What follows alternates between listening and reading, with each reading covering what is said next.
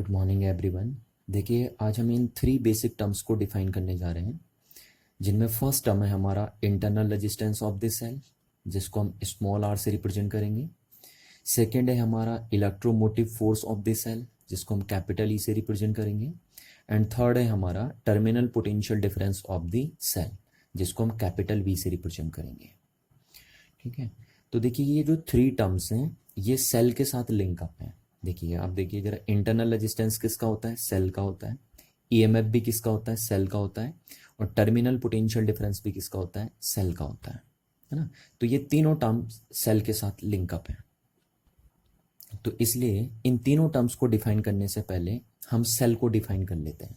ठीक है, तो ज़्यादा डेप्थ में नहीं जाएंगे हम सेल के, सिर्फ शॉर्ट डिस्कशन हम सेल का यहाँ पे करेंगे। अगर आपको डिटेल स्टडी करनी है सेल की, तो आप 12th क्लास की इलेक्ट्रोकेमिस्ट्री का चैप्टर पढ़ सकते हैं। वहाँ पे बिल्कुल डिटेल सा आता है आपके पास सेल के बारे में। ठीक है, यहाँ पे हम सिर्फ शॉर्ट डिस्कशन करेंगे बस सेल के ऊपर। तो देखिए क्या है, अगर पहले मैं बेसिक डेफिनेशन बोलूँ सेल की, ठीक है, तो सेल के अंदर होती है केमिकल रिएक्शन। ठीक है, क्या बोला मैंने? एक सेल के अंदर होती है केमिकल रिएक्शन, और उस केमिकल रिएक्शन से केमिकल एनर्जी रिलीज होती है, और सेल उस केमिकल एनर्जी को इलेक्ट्रिकल एनर्जी में कन्वर्ट कर देता है। इसीलिए हम कहते हैं कि cell is that device which convert the chemical energy into electrical energy. ठीक है, तो ये सेल की डेफिनेशन हो गई, पर ध्यान रखिए बेसिक डेफिनेशन है ना, ये 6th क्लास के या 7th क्लास के हिसाब से सेल की डेफिनेशन है। आप स्टैंडर्ड क्लास में, बड़ी क्लास में, तो आप सेल की ये डेफिनेशन नहीं बोलेंगे, आप सेल की ये वाली डेफिनेशन लिखेंगे जो ये लिखी है मैंने यहाँ पे। ठीक है, अब सेल की इस डेफिनेशन को मैं आपको एक्सप्लेन कर रहा हूँ, देखिए कि क्या है। ठीक है, आप पहले यहाँ देखिए, सपोज ये हमारे पास एक सर्किट है, सिंपल सा सर्किट मैंने लिया है, एक रजिस्टिव सर्किट ले लिया मैंने, एक रजिस्टर ले लिया, जिसको हम एक सर्किट भी बोल सकते हैं। ठीक है, ये एक सिंपल सर्किट हमारा है, और ये इस सर्किट के 2 टर्मिनल हैं। ठीक है, अच्छा, अब इस सर्किट में अगर हमें करंट फ्लो करनी है या चार्ज फ्लो करवाना है, करंट फ्लो करना है या चार्ज फ्लो करना एक ही बात है ना। तो अगर इस सर्किट में हमें करंट फ्लो करवानी है, तो उसके लिए जरूरी है कि इस सेल का एक टर्मिनल हायर पोटेंशियल पे हो और एक टर्मिनल लोअर पोटेंशियल पे हो। क्योंकि जब किसी सर्किट का एक टर्मिनल हायर पोटेंशियल पे होता है और दूसरा टर्मिनल लोअर पोटेंशियल पे होता है, तभी उस सर्किट में करंट फ्लो करती है, और करंट हमेशा हायर पोटेंशियल से लोअर पोटेंशियल टर्मिनल की साइड को स्पॉन्टेनियसली फ्लो करती है। ठीक है, इस बात को आप ध्यान रखिए। तो सपोज अगर इस सर्किट का ये टर्मिनल हायर पोटेंशियल पे हो गया, हायर पोटेंशियल को हम प्लस बोल देते हैं। ठीक है, और ये टर्मिनल लोअर पोटेंशियल का हो गया, और लोअर पोटेंशियल को हम माइनस बोल देते हैं। तो इस सर्किट में इस पोटेंशियल डिफरेंस के कारण, देखिए यहाँ पे हायर पोटेंशियल हो गया टर्मिनल और ये लोअर पोटेंशियल हो गया, तो एक पोटेंशियल डिफरेंस हो गया ना। तो इस पोटेंशियल डिफरेंस के कारण इस सर्किट में एक करंट फ्लो करने लग जाती है, और वो करंट हमेशा फ्लो करती है हायर पोटेंशियल टर्मिनल से लोअर पोटेंशियल टर्मिनल की साइड को। तो आई होप आपको इतनी बात समझ में आ गई होगी कि एक सर्किट में अगर करंट फ्लो करवानी है, तो उसके लिए जरूरी है कि उस सर्किट के 2 टर्मिनल के अक्रॉस पोटेंशियल डिफरेंस होना चाहिए। अगर सर्किट के 2 एंड्स या 2 टर्मिनल्स के अक्रॉस पोटेंशियल डिफरेंस नहीं है, तो उस सर्किट में फिर करंट फ्लो नहीं हो सकती है। जैसे देखिए क्या है, इस सर्किट का सपोज ये टर्मिनल भी हायर पोटेंशियल पे है और ये टर्मिनल भी हायर पोटेंशियल पे है, तो फिर इस सर्किट में करंट फ्लो नहीं हो सकती है। ठीक है ना, करंट फ्लो होने के लिए जरूरी है कि एक टर्मिनल हायर पोटेंशियल पे हो और एक टर्मिनल लोअर पोटेंशियल पे हो। अच्छा, अब देखिए क्या है, सपोज एक सर्किट है, ठीक है, और इस सर्किट की ये 2 टर्मिनल्स हैं। अब हमें अगर इस सर्किट में करंट फ्लो करवानी है, तो हम क्या करते हैं, देखिए हमें यहाँ पे हायर पोटेंशियल बनाना पड़ेगा या यहाँ पे हायर पोटेंशियल बनाना पड़ेगा। और अगर हमने यहाँ हायर पोटेंशियल बनाया, तो फिर हमें यहाँ लोअर पोटेंशियल बनाना पड़ेगा, क्योंकि तभी इस सर्किट में करंट फ्लो हो सकती है। तो अगर आपको इस सर्किट में इसको हायर पोटेंशियल बनाना है और इसको लोअर पोटेंशियल बनाना है, तो उसके लिए आप यूज करते हैं एक सेल को, क्योंकि सेल के पास होता है, सेल के पास 2 टर्मिनल होते हैं, एक हायर पोटेंशियल टर्मिनल होता है जिसको आप प्लस बोलते हैं, और सेल के पास दूसरा होता है लोअर पोटेंशियल टर्मिनल जिसको आप माइनस बोलते हैं। ठीक है, ये एक सेल है आपका, सेल के पास दो टर्मिनल होते हैं ना, higher potential terminal and lower potential terminal. देखिए इनको कभी भी प्लस माइनस मत बोलिए, है ना, ये बोलिए हायर पोटेंशियल टर्मिनल है और इस सेल का लोअर पोटेंशियल टर्मिनल है। चलिए अब सेल के इन दोनों टर्मिनल्स को मैंने यहाँ कनेक्ट कर दिया सर्किट में। तो जिस टर्मिनल को, सर्किट के जिस टर्मिनल को आप सेल के प्लस टर्मिनल से कनेक्ट करेंगे, सर्किट का वो टर्मिनल हायर पोटेंशियल पे आ जाएगा, और सर्किट का जो टर्मिनल आप सेल के नेगेटिव टर्मिनल से कनेक्ट करेंगे, वो सर्किट का वो टर्मिनल लोअर पोटेंशियल पे हो जाएगा। ठीक, और इस हायर पोटेंशियल लोअर पोटेंशियल की वजह से क्या होगा, इस सर्किट में एक करंट फ्लो करने लग जाएगी। देखिए एक करंट फ्लो करने लग जाएगी, है ना। तो देखिए सेल ने क्या किया, आप बता सकते हैं कि सेल ने एक पोटेंशियल डिफरेंस क्रिएट किया सर्किट में, जिसकी वजह से सर्किट में करंट क्या है, मेंटेन हो रखी है। अगर सर्किट में ये पोटेंशियल डिफरेंस क्रिएट नहीं कर पाता ये सेल, तो क्या इस सर्किट में करंट फ्लो होती, नहीं होती है ना। तो इसका मतलब ये है कि cell is that device which provide a potential difference in an electrical circuit by virtue of which it maintain the electric current in the circuit। ठीक है, तो इतनी बात आपको समझ में आ गई होगी कि सेल वो डिवाइस है जो सर्किट में इलेक्ट्रिक पोटेंशियल डिफरेंस को क्रिएट करता है, ये मेंटेन करता है, और इसके बेस पे ये सर्किट में इलेक्ट्रिक करंट के फ्लो को कंटिन्यू रख पाता है। ठीक है, तो यहाँ से देखिए यही डेफिनेशन हमें सेल की लिखनी है कि cell is that device which provide the necessary potential difference to an electrical circuit to maintain the continuous flow of current in it. ठीक है, तो जिस सर्किट में सेल नहीं होगा उस सर्किट में पोटेंशियल डिफरेंस नहीं होगा, और जब सर्किट में पोटेंशियल डिफरेंस नहीं होगा तो सर्किट में करंट फ्लो नहीं हो पाएगी। तो इसलिए आपको ध्यान रखना कि अगर एक सर्किट में आपको करंट फ्लो करवानी है तो उसके लिए ज़रूरी है कि आपको उस सर्किट में सेल लगाना पड़ेगा, क्योंकि सेल वहाँ क्या क्रिएट कर देगा, एक पोटेंशियल डिफरेंस क्रिएट कर देगा, और उस पोटेंशियल डिफरेंस की वजह से उस सर्किट में करंट फ्लो करने लग जाएगी। ठीक है, चलिए तो आई होप आपको इतनी बात समझ में आ गई होगी। अच्छा, अब हम डिस्कस करते हैं वन बाय वन टर्म्स को, है ना। तो पहले हम करेंगे internal resistance of the cell को डिफाइंड, कि सेल का इंटरनल रेजिस्टेंस क्या चीज़ होती है। ठीक है, तो सेल के इंटरनल रेजिस्टेंस को समझने के लिए पहले हमें सेल का बेसिक स्ट्रक्चर समझना होगा। तो ज़्यादा डेप्थ में नहीं जाएंगे, हम सेल के बेसिक स्ट्रक्चर को पढ़ेंगे बस हम, है ना। देखिए तो सेल आपको कैसे दिखता है, सेल ऐसे दिखता है। देखिए आपको ये होता है कंटेनर, ठीक है, और इस कंटेनर में आपकी डिप की जाती हैं दो मेटल रॉड्स, ध्यान रखिए ना। इन मेटल रॉड्स को आप क्या बोलते हैं, ये जो मेटल रॉड्स आप डिप करते हैं एक कंटेनर में, इनको आप बोलते हैं इलेक्ट्रोड्स ऑफ द सेल। ठीक है, ये इलेक्ट्रोड्स हैं सेल के। अच्छा, अब उसके बाद जैसे उसके बाद यहाँ पे डाला जाता है इलेक्ट्रोलाइट, कि इसका सॉल्यूशन भरा जाता है यहाँ पे, एक इलेक्ट्रोलिटिक सॉल्यूशन यहाँ पे डाला जाता है, इलेक्ट्रोलाइट, है ना, एक सॉल्यूशन बना के डाला जाता है यहाँ पे। अच्छा, अब मैं आपको एग्जांपल दे रहा हूँ। देखिए जनरली कि जो रॉड्स होती हैं वो बेसिकली कॉपर और जिंक की ली जाती हैं। ऐसा नहीं है देखिए कि सेल सिर्फ कॉपर और जिंक की रॉड का ही बनता है। वो तो क्या होता है ना, मोस्ट ऑफ द केसेस में, या कॉमनली हम बोल सकते हैं कि आपको सिर्फ समझाने के लिए हम यहाँ पे एक रॉड कॉपर की ले रहे हैं और एक रॉड जिंक की ले रही हैं। ठीक है, बट आपको ऐसा नहीं समझना है कि सेल सिर्फ कॉपर और जिंक रॉड का ही बनता है। बहुत सारी रॉड्स आप ले सकते हैं अलग अलग मेटल की। तो हमने यहाँ कॉपर और दूसरी रॉड ले ली जिंक की, सिर्फ आपको समझाने के लिए बस। अच्छा, और जो यहाँ इलेक्ट्रोलाइट भरा हमने वो H2SO4 भर दिया। ठीक है, ये H2SO4 एक स्ट्रॉन्ग इलेक्ट्रोलाइट होता है, उसको हमने यहाँ डिप कर दिया। अच्छा, जब H2SO4 को आप यहाँ सोल्यूशन बना के रखते हैं तो ये क्योंकि एक स्ट्रॉन्ग इलेक्ट्रोलाइट होता है तो यह 100% डिसोशिएट हो जाता है सॉल्यूशन के अंदर। कोई भी स्ट्रॉन्ग इलेक्ट्रोलाइट सॉल्यूशन में 100% डिसोशिएट हो जाता है।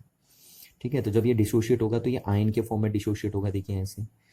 ठीक है, SO4 2- 2H+, SO4 2-, इस तरीके से, है ना, 2H+, SO4 2-, ये ऐसे बहुत सारे आयन बन जाएंगे। और ये सारे आयन्स कहाँ से बन रहे हैं सॉल्यूशन के अंदर, इस इलेक्ट्रोलाइट के थ्रू बन रहे हैं। अब होता क्या है कि इसमें से जो ये H+ आयन है ये कॉपर इलेक्ट्रोड की साइड को मूव करते हैं, और सल्फेट आयन जिंक इलेक्ट्रोड की साइड को मूव करते हैं। अब क्यों मूव करते हैं वो आप इलेक्ट्रोकेमिस्ट्री में डील करेंगे, यहाँ हम ज़्यादा डेप्थ में नहीं जा रहे हैं। आप इलेक्ट्रोकेमिस्ट्री में एक रिएक्टिविटी सीरीज पढ़ेंगे, ठीक है। तो उस रिएक्टिविटी सीरीज के बेस पे हम बता सकते हैं आराम से कि ये जो H+ है वो कॉपर की तरफ को क्यों जाते हैं और सल्फेट आयन जिंक इलेक्ट्रोड की तरफ को क्यों जाते हैं, ठीक है। पर यहाँ पे आप सिर्फ बस इतना समझिए कि बस ये H+ आयन कॉपर की साइड को चले जाते हैं और zinc sulphate ion zinc electrode की साइड को चले जाते हैं रिएक्टिविटी डिफरेंस होने की वजह से, ठीक है। अब वो रिएक्टिविटी डिफरेंस क्या है वो आप रिएक्टिविटी सीरीज में पढ़ेंगे इलेक्ट्रोकेमिस्ट्री के अंदर, ठीक है। तो अब देखिए यहाँ पे पॉजिटिव आयन आ गए तो इस रॉड पे क्या आ जाएगा, सारा पॉजिटिव चार्ज आ जाएगा, आएगा नहीं आएगा, क्योंकि सारे H+ सॉल्यूशन के अंदर से इस रॉड की तरफ को मूव करने लग जाएंगे, तो उसकी वजह से इस रॉड पे पॉजिटिव चार्ज आ जाएगा। और सारे जो SO4 2- आयन है वो इस जिंक के रॉड की तरफ को आएंगे, जिसके कारण जिंक पे क्या आ जाएगा, नेगेटिव चार्ज आ जाएगा। तो देखिए जो ये इलेक्ट्रोड थे जो अभी तक आपने डाले थे, अभी तक उन पे चार्ज नहीं था, बट जैसे ही आप यहाँ इलेक्ट्रोलिटिक सॉल्यूशन डालते हैं तो उस इलेक्ट्रोलिटिक सॉल्यूशन आयन फॉर्म में टूटता है और वो आयन अपोजिट इलेक्ट्रोड की तरफ को मूव करते हैं, और उन आयन के मूवमेंट की वजह से जो इलेक्ट्रोड आप डिप किए हैं उन इलेक्ट्रोड्स पे चार्ज आ जाता है, ठीक है। और दोनों इलेक्ट्रोड्स पे जो चार्ज आता है वो अपोजिट आता है। तो इससे हम कह सकते हैं कि कॉपर की रॉड हायर पोटेंशियल पे आ गई और जिंक की रॉड लोअर पोटेंशियल पे आ गई, यानी अब एक हायर पोटेंशियल इलेक्ट्रोड हो गया और एक लोअर पोटेंशियल इलेक्ट्रोड हो गया। और ये हायर पोटेंशियल इलेक्ट्रोड और लोअर पोटेंशियल इलेक्ट्रोड किसकी वजह से बना है, इन आयन के मूवमेंट की वजह से बना है, ठीक है। अगर ये आयन मूवमेंट नहीं करते तो ना ही ये हायर पोटेंशियल पे बनता कॉपर इलेक्ट्रोड और ना ही जिंक का पोटेंशियल लोअर होता। चलिए, तो इतनी बात आपको समझ में आ गई है ना। तो ऐसा दिखता है आपका सेल, रियल में जो सेल होता है वो ऐसे होता है, दो इलेक्ट्रोड्स उसमें होते हैं, एक हायर पोटेंशियल टर्मिनल होता है, एक या हायर पोटेंशियल इलेक्ट्रोड होता है और दूसरा लोअर पोटेंशियल इलेक्ट्रोड होता है, और उसके अंदर एक इलेक्ट्रोलिटिक सॉल्यूशन डाला जाता है। तो इसीलिए आप कहते हैं कि हमारा जो सेल होता है उसमें एक पॉजिटिव टर्मिनल होता है और एक नेगेटिव टर्मिनल होता है, ठीक है। तो ऐसा होता है आपका सेल, सेल का जो इंटरनल स्ट्रक्चर है वो इस तरीके से आपको दिखता है। चलिए, अब क्या किया हमने ना कि हमने यहाँ से एक एक्सटर्नल रजिस्टर जोड़ दिया या एक बल्ब लगा दिया हमने, ठीक है। ये एक्सटर्नल सर्किट बोला जाएगा। एक बल्ब लगा दीजिए आप, तो आप जो बल्ब लगाओगे वो यहाँ पे जलने लग जाएगा और उस बल्ब का जो रेजिस्टेंस होगा उसको हमने R लिख दिया, तो ये एक्सटर्नल सर्किट बोला जाएगा। ये इंटरनल सर्किट बोला जाएगा सेल का, ठीक। तो जैसे ही इस एक्सटर्नल सर्किट को इलेक्ट्रोड्स के अक्रॉस आप कनेक्ट करते हैं तो क्या है, क्योंकि देखिए सेल का ये वाला इलेक्ट्रोड हायर पोटेंशियल पे है और ये इलेक्ट्रोड लोअर पोटेंशियल पे है, तो क्योंकि आपने इस सर्किट को हायर पोटेंशियल और लोअर पोटेंशियल के साथ कनेक्ट कर दिया तो इसलिए इस सर्किट में करंट फ्लो होने लग जाएगी हायर पोटेंशियल से लोअर पोटेंशियल की साइड को। देखिए यहाँ से आएगी करंट, है ना, करंट बोल दो या पॉजिटिव चार्ज बोल दो, बात एक ही है। ये आएगा, देखिए पॉजिटिव चार्ज यहाँ और यहाँ तक आएगा, ये आया ऐसे। अब यहाँ पे तो रुक नहीं सकता चार्ज, क्योंकि करंट आपको पता है क्लोज्ड सर्किट में फ्लो होती है हमेशा, है ना, ओपन सर्किट में नहीं होती करंट फ्लो। तो ये आया यहाँ, ये आया यहाँ पे आई करंट। अब इसके बाद अंदर कैसे चलेगी, देखिए करंट अंदर ऐसे चलेगी करंट, ये देख रहे हैं आप, ये देखिए इस तरीके से चलेगी अंदर करंट, ठीक। या पॉजिटिव चार्ज बोल दीजिए, अगर करंट इधर जा रही है तो इसका मतलब पॉजिटिव चार्ज भी इधर चल रहा है ना। तो आप देख पा रहे हैं, देखिए कि आउटर सर्किट में करंट किधर चल रही है, हायर पोटेंशियल से लोअर पोटेंशियल की साइड को, और इनर सर्किट में किधर चल रही है, लोअर पोटेंशियल से हायर पोटेंशियल की साइड को। तो ये बात बहुत जरूरी है, ठीक है, आपको दिमाग में बैठानी है बात कि करंट की डायरेक्शन आउटर सर्किट में होती है हायर पोटेंशियल से लोअर पोटेंशियल की साइड को, और इनर सर्किट में होती है लोअर पोटेंशियल से हायर पोटेंशियल की साइड को, ठीक। नहीं तो बच्चे क्या गलती करते हैं ना, देखिए जैसे मैं बच्चों से पूछता हूँ कि भाई करंट की डायरेक्शन क्या होती है, तो बच्चा सीधे बोलता है सर हायर पोटेंशियल से लोअर पोटेंशियल की साइड को। तो आपको ऐसा नहीं बोलना है, यस करंट की डायरेक्शन होती है हायर पोटेंशियल से लोअर पोटेंशियल की साइड को, बट आउटर सर्किट में, इनर सर्किट में करंट किधर चलती है, लोअर पोटेंशियल से हायर पोटेंशियल की साइड को, ठीक है। तो इस बात को आप दिमाग में बिठा के रखेंगे। चलिए, तो आई होप आपको इतनी बात समझ में आ गई होगी। अब देखिए होता क्या है कि जब करंट या पॉजिटिव चार्ज इस सर्किट में फ्लो करता है, ठीक है, तो अंदर देखिए क्या होगा, जब यहां करंट फ्लो करती है या पॉजिटिव चार्ज फ्लो करता है तो ये जो इलेक्ट्रोड्स हैं और ये जो इलेक्ट्रोलाइट है ये इस चार्ज के फ्लो का अपोज करते हैं या करंट के फ्लो का अपोज करते हैं, ये इलेक्ट्रोलाइट और ये इलेक्ट्रोड। क्यों देखिए, क्योंकि अगर पॉजिटिव चार्ज इधर आएगा तो ये इलेक्ट्रोड उसे आने नहीं देगा, उसका अपोज करेगा, उसको इधर आने से रोकेगा। और दूसरा, ये जो पॉजिटिव आयंस हैं, ये इलेक्ट्रोलाइट है जो ये देखिए, ये भी उसका अपोज करेगा, उसको इधर नहीं आने देगा। तो ये दोनों मिलकर, कौन, इलेक्ट्रोलाइट और ये इलेक्ट्रोड, सेल के अंदर इलेक्ट्रिक करंट के फ्लो होने का अपोज करते हैं। तो ये जो अपोजिशन ऑफर कर रहे हैं इलेक्ट्रोड और इलेक्ट्रोलाइट, सेल के अंदर इलेक्ट्रिक करंट के फ्लो होने का, उसी इंटरनल अपोजिशन को हम सेल का इंटरनल रेजिस्टेंस बोलते हैं। ठीक है ना। तो यही बात देखिए हमने यहाँ डेफिनेशन के फॉर्म में लिखी है कि what is the internal resistance of a cell. Internal resistance of a cell is the opposition offered by the electrolyte या electrodes of the cell to the flow of electric current inside the cell and it is denoted by a small letter r। ठीक है, तो आपको समझ में आ जानी चाहिए बात कि सेल के अंदर जो इलेक्ट्रोलाइट है और इलेक्ट्रोड हैं वो सेल के अंदर इलेक्ट्रिक करंट के फ्लो होने का या इलेक्ट्रिक चार्ज के फ्लो होने का अपोज करते हैं। और ये जो अपोजिशन ये ऑफर कर रहे हैं इलेक्ट्रिक चार्ज के फ्लो होने के लिए, उसी अपोजिशन को आप सेल का इंटरनल रेजिस्टेंस बोलते हैं।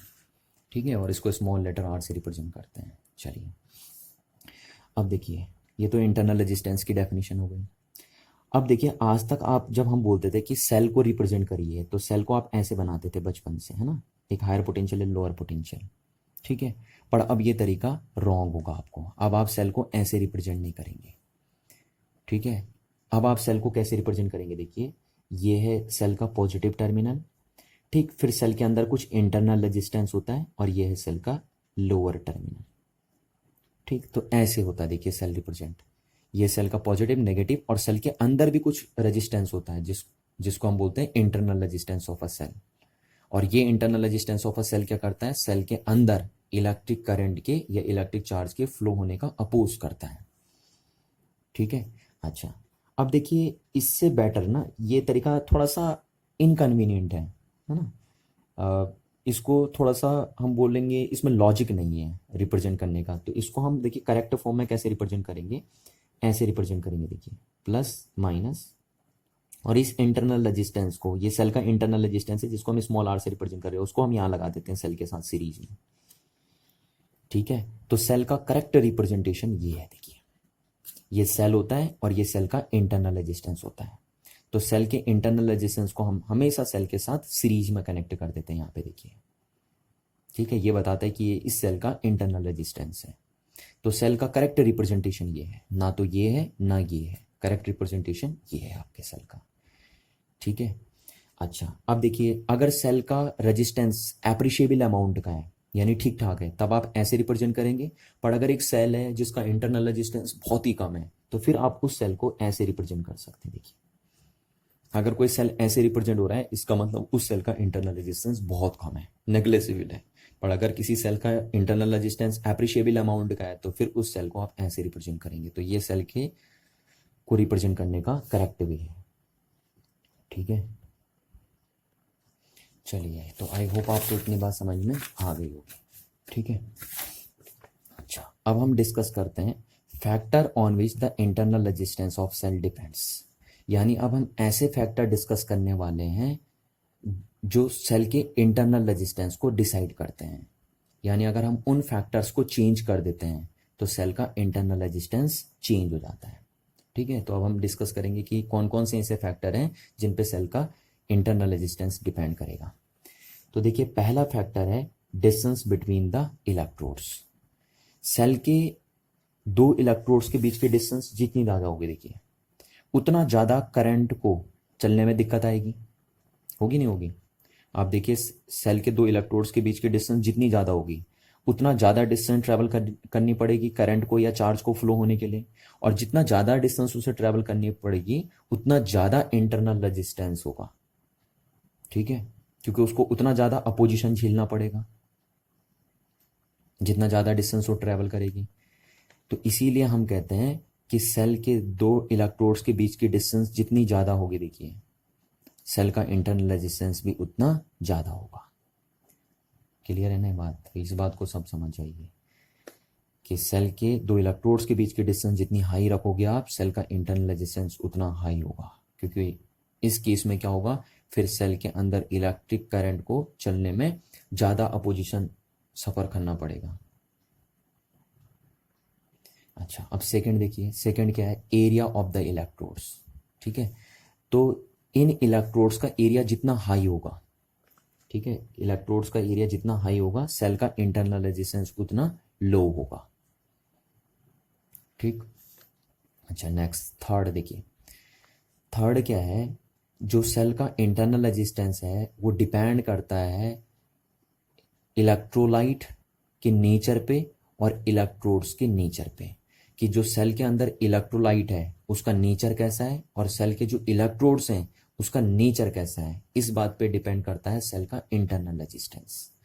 क्योंकि देखिए यहाँ पे हमने साफ साफ internal resistance of this cell में आपको डेफिनेशन में ही बताया था कि जो सेल के अंदर करंट फ्लो हो रही है उसका अपोजिशन कौन करता है, जो सेल के अंदर इलेक्ट्रोलाइट होता है वो, और सेल के अंदर जो इलेक्ट्रोड्स होते हैं वो। ये सेल के अंदर का इलेक्ट्रोलाइट और सेल के इलेक्ट्रोड्स ही सेल के अंदर करंट के फ्लो होने का अपोज करते हैं। तो कहीं ना कहीं सेल का जो इंटरनल रेजिस्टेंस है वो इस बात पे भी डिपेंड करता है कि सेल के अंदर जो इलेक्ट्रोलाइट है उसका नेचर कैसा है और सेल के जो इलेक्ट्रोड्स हैं उनका नेचर कैसा है, यानी वो किस मटेरियल के बने हुए हैं। ठीक है, चलिए। अच्छा, फोर्थ फैक्टर, तो ये फैक्टर सबसे ज़्यादा इंपॉर्टेंट है देखिए आपके लिए। ठीक है, सेल का इंटरनल रेजिस्टेंस सेल के टेम्परेचर पे भी डिपेंड करता है। कैसे, देखिए, जैसे आप सेल का, ये वैसे मैं आपको लास्ट क्लास भी बता चुका था ना इस बात को, पर फिर भी देख लीजिए। देखिए दोबारा, सेल का टेम्परेचर आप जितना बढ़ाओगे, जितना ज़्यादा सेल का टेम्परेचर इंक्रीज करोगे आप, तो उसके अंदर जो इलेक्ट्रोलाइटिक सॉल्यूशन है उसकी विस्कोसिटी डिक्रीज हो जाएगी। देखिए, हो जाएगी नहीं हो जाएगी, विस्कोसिटी डिक्रीज। विस्कोसिटी डिक्रीज होने का मतलब क्या है ना, कि ये पतला हो जाएगा, आप ये सॉल्यूशन है जो बहुत ही पतला हो जाएगा, डाइल्यूट टाइप हो जाएगा अगर आप इसका क्या करेंगे, टेम्परेचर बढ़ाएंगे तो जैसे हम टेम्परेचर बढ़ाते हैं सेल का, तो सेल का जो इलेक्ट्रोलाइटिक सॉल्यूशन होता है उसकी विस्कोसिटी डिक्रीज हो जाती है, यानी वो पतला हो जाता है। और जब ये पतला हो जाता है इलेक्ट्रोलाइटिक सॉल्यूशन, तो फिर इसके अंदर इलेक्ट्रिक चार्ज को फ्लो होने में दिक्कत नहीं आती है। और जब दिक्कत नहीं आएगी तो हम बोलेंगे इलेक्ट्रिक चार्ज इजीली फ्लो कर रहा है, इसलिए इसका इंटरनल रेजिस्टेंस कम हो गया, क्योंकि अब अपोजिशन कम होगा जब लिक्विड पतला हो जाएगा, और अगर अपोजिशन कम होगा तो रेजिस्टेंस कम होगा, है ना।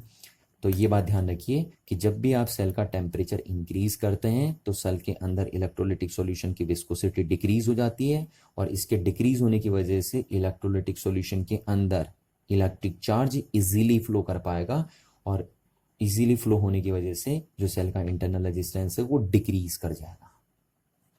ठीक है, तो ये 4 फैक्टर हैं जो सेल के इंटरनल रेजिस्टेंस को अफेक्ट करते हैं। तो आई होप आपको इतनी बात समझ में आ गई होगी। चलिए, अब हम डिफाइन करते हैं कुछ अदर टर्म्स, है ना, ये सेकेंड और थर्ड टर्म्स, इनको अब हम डिफाइन करने जा रहे हैं।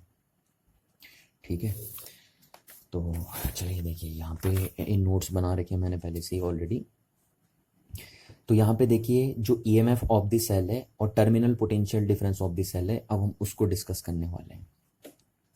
तो ध्यान दीजिए जरा यहाँ पे कि मैंने जो ईएमएफ ऑफ द सेल है और terminal potential difference of the cell है उनकी 3 डेफिनेशन लिखी हुई है। देखिए, पहली डेफिनेशन ये है, दूसरी डेफिनेशन ये है और तीसरी डेफिनेशन ये है। ठीक है, तो मैंने सीरियल वाइज ही लिखी हैं, तो आपको भी इनको सीरियल वाइज ही मैं डिस्कस करवाऊंगा और आपको इनको सीरियल वाइज ही पढ़ना है। देखिए, बुक में क्या होता है, या कभी कभी बच्चा क्या करता है, इस डेफिनेशन को सबसे पहले लिख देता है, जबकि ये रॉन्ग है। क्यों रॉन्ग है मैं आपको बताऊंगा अभी। ठीक है, इस डेफिनेशन को नहीं बताएंगे आप सबसे पहले, इसको सबसे लास्ट में आप डिस्कस करेंगे, सीरियल वाइज पढ़ेंगे इनको, और इनको सीरियल वाइज पढ़ने का रीज़न क्या है वो भी मैं आपको बता रहा हूँ। चलिए, तो पहले ये वाली डेफिनेशन डिस्कस कर लेते हैं ना। तो हम ईएमएफ ऑफ द सेल की ये वाली डेफिनेशन आपको डिस्कस करवाने। देखिए क्या है चीज़, देखिए ध्यान से सुनिए। ईएमएफ ऑफ द सेल, पहले तो आपको सबसे पहले समझना है कि इसका पूरा नाम है इलेक्ट्रोमोटिव फोर्स। तो ये फोर्स नहीं है, ठीक है, यहाँ मिसकंसेप्शन मत बनाना आपकी, कहीं आप समझने लग गए कि इलेक्ट्रोमोटिव फोर्स एक फोर्स होता है, ये फोर्स नहीं होता, ये एक तरीके का पोटेंशियल डिफरेंस होता है। ठीक है, ईएमएफ क्या होता है, एक तरीके का पोटेंशियल डिफरेंस होता है सेल का। चलिए अब ये क्या होता है उसको हम डील कर लेते हैं। देखिए सपोज एक यूनिट पॉजिटिव चार्ज मतलब जैसे आप 1 कूलम ले सकते हो, 1 माइक्रो कूलम ले सकते हो, 1 पिको कूलम आप ले सकते हो, जितना भी लेना है, बस यूनिट पॉजिटिव चार्ज लेना है आपको। तो एक यूनिट पॉजिटिव चार्ज को पूरे सर्किट मतलब इनर सर्किट और आउटर सर्किट, ये देखिए आउटर सर्किट हो गया और ये इनर सर्किट हो गया। तो एक यूनिट पॉजिटिव चार्ज को पूरे सर्किट में यानी क्लोज्ड सर्किट में फ्लो करवाने के लिए या मूव करवाने के लिए जितना वर्क डन सेल को करना पड़ता है, वही work done EMF of the cell बोला जाता है। ठीक है, तो ध्यान दीजिए, देखिए यहां पे क्या लिखेंगे हम, the amount of work done by the cell on per unit test charge to move it in a closed circuit is known as EMF of the cell.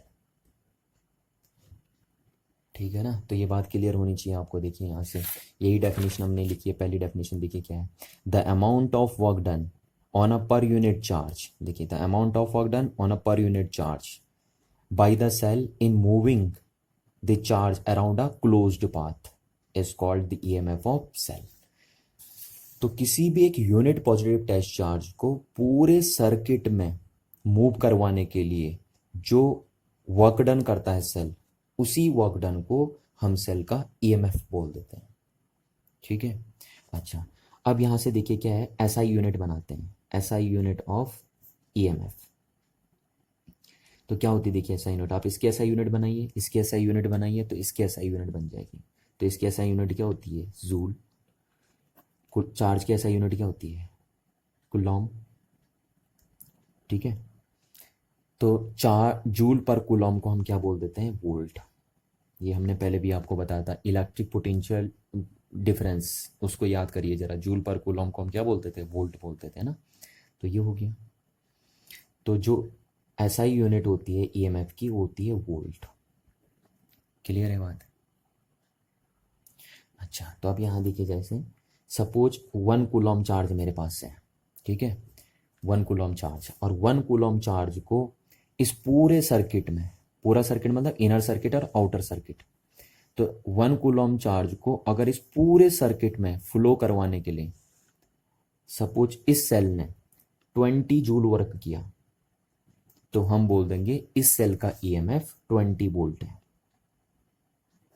आई बात समझ में, क्या कहा मैंने कि अगर 1 कूलम चार्ज को इस पूरे सर्किट में फ्लो करवाने के लिए सेल ने 20 जूल वर्क किया, तो हम बोल देंगे सेल का ईएमएफ कितना है, 20 वोल्ट है। या फिर हम रिवर्स में भी बोल सकते हैं। देखिए रिवर्स में हम क्या बोलेंगे कि अगर एक सेल का ईएमएफ 20 वोल्ट है, तो इसका मतलब ये है कि सेल 1 कूलम चार्ज को फ्लो कर पूरे सर्किट में फ्लो करवाने के लिए 20 जूल वर्क कर रहा है। ठीक है ना, तो इतनी बात आपको क्लियर हो जानी चाहिए। अच्छा अब एक चीज देखिए जरा, वर्क क्या चीज होती है, वर्क और एनर्जी सेम चीज होती है। मैं आपसे बार बार कहता हूं कि वर्क और एनर्जी सेम चीज है ना। तो हम यहां से ये भी बोल सकते हैं, देखिए कि एक यूनिट पॉजिटिव टेस्ट चार्ज को पूरे सर्किट में फ्लो करवाने के लिए सेल ने जो एनर्जी स्पेंड की है, उसी एनर्जी को हम ईएमएफ ऑफ द सेल बोल देंगे। ठीक है ना, ये देखिए, तो ये सेकंड डेफिनेशन हो जाएगी सेल की, ईएमएफ ऑफ द सेल की। देखिए ये हम यहां से बोल सकते हैं कि therefore EMF of the cell is the energy spent by a cell on a unit positive charge to make it the complete electric circuit. Clear है ना बात। तो ये बात आपको समझ में आ जानी चाहिए कि एक यूनिट पॉजिटिव टेस्ट चार्ज को पूरे सर्किट में फ्लो करवाने के लिए जितनी एनर्जी स्पेंड करेगा एक सेल, उसी एनर्जी को हम ईएमएफ ऑफ द सेल बोल देते हैं। अच्छा अब हम पढ़ते हैं ईएमएफ की थर्ड डेफिनेशन, है ना। ये दो डेफिनेशन तो मैंने बता दिया आपको ईएमएफ ऑफ द सेल की। अब हम ईएमएफ ऑफ द सेल की थर्ड डेफिनेशन पढ़ते हैं। देखिए क्या चीज़ है ना, आप एक बात गौर करिए, देखिए जो ईएमएफ है वो क्या है, work done on a per unit charge है। अच्छा अब जरा आप याद करो इलेक्ट्रिक पोटेंशियल डिफरेंस वाले टॉपिक को। तो क्या हम बोल सकते हैं work done on a per unit charge को हम इलेक्ट्रिक पोटेंशियल डिफरेंस बोल सकते हैं? बिल्कुल बोल सकते हैं ना, work done on a per unit charge को हम इलेक्ट्रिक पोटेंशियल डिफरेंस बोलते हैं। ठीक है, तो अब देखिए क्या है, यानी ईएमएफ एक तरीके का पोटेंशियल डिफरेंस ही है। ईएमएफ क्या है? एक तरीके का पोटेंशियल डिफरेंस ही है। तो अब कौन सा पोटेंशियल डिफरेंस को हम ईएमएफ बोलेंगे? ठीक है ना, क्या कह रहा हूं मैं, देखिए ईएमएफ एक तरीके का पोटेंशियल डिफरेंस ही है, बट कौन से वाले पोटेंशियल डिफरेंस को हम ईएमएफ बोलेंगे? तो देखिए सेल के दो इलेक्ट्रोड्स के बीच में जो पोटेंशियल डिफरेंस होगा जब सेल से कोई करंट ड्रॉ नहीं की जाएगी, तो उस पोटेंशियल डिफरेंस को हम बोलेंगे ईएमएफ ऑफ द सेल। ठीक है, दोबारा मैं रिपीट कर रहा हूं, देखिए कि अगर किसी सेल से कोई करंट ड्रॉ नहीं की जाएगी तो उस टाइम सेल के दो इलेक्ट्रोड्स के बीच में जो पोटेंशियल डिफरेंस होगा उसको हम क्या बोलेंगे? ईएमएफ ऑफ द सेल बोल देंगे। ठीक है, जैसे यहां पे तो देखिए क्या है, यहां पे तो सेल से करंट ड्रॉ की जा रही ना, अभी सेल से करंट ड्रॉ की जा रही है, पर अगर मैं यहां से कनेक्शन काट दूं, देखिए यहां से कनेक्शन काट दूं तो फिर अब इस सेल से कोई करंट ड्रॉ नहीं की जा रही है। तो जब सेल से कोई करंट ड्रॉ नहीं की जाती है उस टाइम सेल के दो इलेक्ट्रोड्स के बीच में जो पोटेंशियल डिफरेंस होगा उसी पोटेंशियल डिफरेंस को हम ईएमएफ ऑफ द सेल बोलते हैं। ठीक है, ये बात ध्यान रखना आपको, ये देखिए यही लिखे हमने, EMF of the cell is the potential difference, यानी जो सेल का ईएमएफ है वो एक तरीके का पोटेंशियल डिफरेंस है। और किसके बीच का पोटेंशियल डिफरेंस है? Between the terminal of the cell या इलेक्ट्रोड ऑफ द सेल भी आप बोल सकते हैं, बट कब है? When the no current is drawn from the cell. ठीक है, तो जब सेल से कोई भी करंट ड्रॉ नहीं होती है उस टाइम सेल के दो इलेक्ट्रोड्स के बीच में या दो टर्मिनल्स के बीच में जो पोटेंशियल डिफरेंस है उसी पोटेंशियल डिफरेंस को हम सेल का ईएमएफ बोलते हैं। इसको देखिए ऐसा समझिए आप। ठीक है, जैसे ये देखिए मार्केट से सेल बन के आता ना ऐसे, ये आपने देखा होगा, ऐसे छोटे छोटे सेल है ना घड़ी में जो आप लगाते हैं, ऐसे सेल बन के आया ये। अब इसमें लिखा रहता है 1.5 वोल्ट। ठीक है, ये ऐसा लिखा रहता है 1.5 वोल्ट। तो अभी देखिए जब आप ये सर्किट ये सेल को लेके आए हैं मार्केट से, बिल्कुल एकदम नया सेल है ना, न्यू सेल, तो ये सेल के दो इलेक्ट्रोड हो गए या दो टर्मिनल हो गए। तो जब आप सेल मार्केट से बिल्कुल एकदम नया खरीद के आए हैं तो क्या उस टाइम आपने इस सेल से कोई करंट ड्रॉ करी है? बिल्कुल कोई भी करंट ड्रॉ नहीं करी है अभी आपने, है ना, बिल्कुल एकदम नया सेल आपका। तो जब सेल से आपने कोई करंट ड्रॉ नहीं की है उस टाइम सेल के दो टर्मिनल्स के बीच में जो पोटेंशियल डिफरेंस होगा उसी को हम ईएमएफ ऑफ द सेल बोल रहे हैं। तो ये जो सेल के ऊपर लिखा रहता है ना ये 1.5 वोल्ट, ये सेल का ईएमएफ ही होता है 1.5 वोल्ट। समझ में आ रही ना बात? ये जो सेल के ऊपर जब मार्केट से आप खरीदते हैं तो लिखा रहता है ना कि ये 1.5 वोल्ट का सेल है, तो ये जो 1.5 वोल्ट है ये सेल का ईएमएफ ही है। ठीक है, अब जरा यहाँ पे एक बात ध्यान रखना, देखिए अगर आप सेल के ईएमएफ को मेजर करना चाहते हैं तो हम क्या यूज करेंगे, है ना। तो बच्चों से जब मैं पूछता हूँ कि सेल के ईएमएफ को अगर हमें मेजर करना है तो हम क्या यूज करेंगे, तो बच्चा बोलता है सर इसकी यूनिट वोल्ट है, तो आप वोल्टमीटर यूज कर लीजिए सेल के ईएमएफ को मेजर करने के लिए। तो आप जरा ध्यान से देखिए, अगर मेरे को किसी सेल का ईएमएफ मेजर करना है, सपोज ये सेल का पॉजिटिव टर्मिनल है और ये सेल का नेगेटिव टर्मिनल है, ठीक है, और इस सेल का ईएमएफ अगर सपोज मेरे को मेजर करना है तो हमने वोल्टमीटर लगा दिया, ये वोल्टमीटर लगा दिया पैरेलल में, ठीक है, इस सेल के ईएमएफ को मेजर करने के लिए। तो क्या होगा ना, ये जो वोल्टमीटर मेजर करेगा वो इस सेल का ईएमएफ मेजर कर ही नहीं सकता। क्यों नहीं मेजर कर सकता? देखिए क्योंकि क्या होगा ना, ये जो वोल्टमीटर है इसके पास अपनी खुद की बैटरी तो है नहीं, ठीक, वोल्टमीटर के पास अपनी खुद की बैटरी तो होती है नहीं, तो ये वोल्टमीटर चलेगा काहे से? वोल्टमीटर इसी सेल से तो चलेगा ना। तो अब जरा आप देखिए कि आपने इस वोल्टमीटर को यहां potential difference EMF of the cell measure करने के लिए यूज किया था, पर इस वोल्टमीटर ने हुआ क्या, इसी सेल से करंट ड्रॉ कर दी है, क्योंकि ये वोल्टमीटर बिना करंट के चलेगा नहीं, और इसको करंट कहां से मिलेगी? इसी सेल से मिलेगी। तो आपने तो इस सेल से करंट ड्रॉ कर दी है ना, तो जब आप इस सेल से करंट ड्रॉ कर दोगे तो ये वोल्टमीटर ईएमएफ थोड़ी ना मेजर करेगा।